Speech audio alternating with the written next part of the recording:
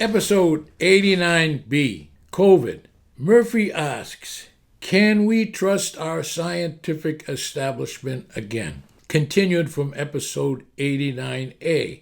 I have 3 personal stories which occurred as a consequence of those COVID unwarranted restrictions. All of them should never have happened. Bad public health decisions and polarization caused terrible situations.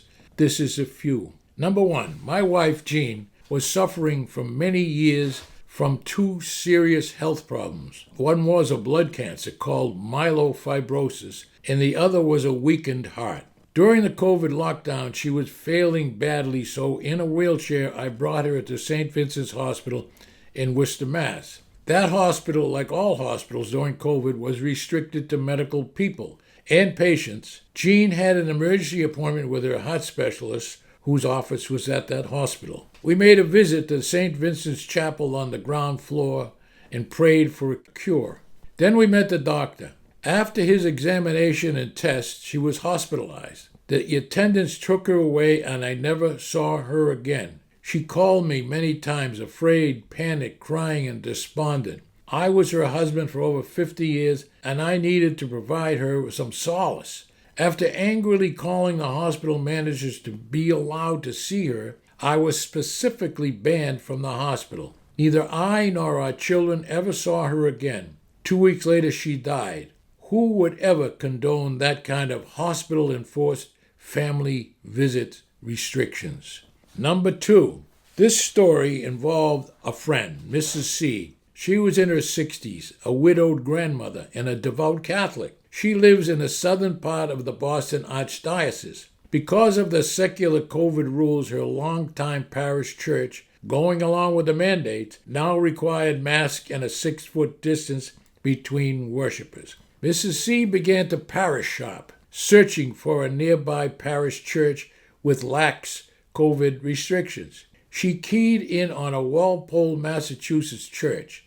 No one stopped her from entering that church without a mask, so she made it her Sunday and Holy Day go-to church. She continued to worship there for months with no problems during the COVID lockdowns. The Walpole Church had a cadre of ushers.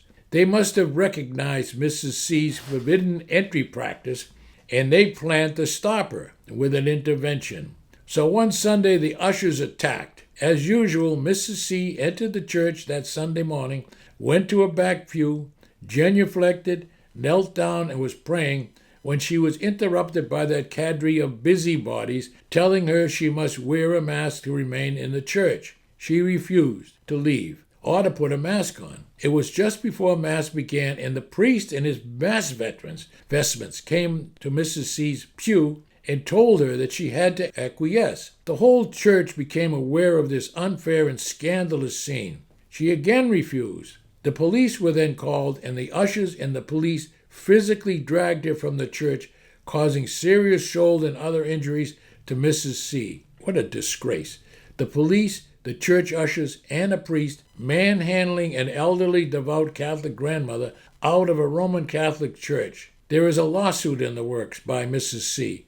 I hope she wins big. And number 3, this one involves me waiting in line in the corridor at the Southbridge, Mass. Town Hall to pay my real estate taxes during COVID, and I was maskless. Every other taxpayer in line and all the town employees were wearing masks. Karen is a term for a female busybody. The Urban Dictionary's definition states that a Karen sticks her nose into other people's business to solve their problems. So as I waited, I was accosted by a Karen-type town employee.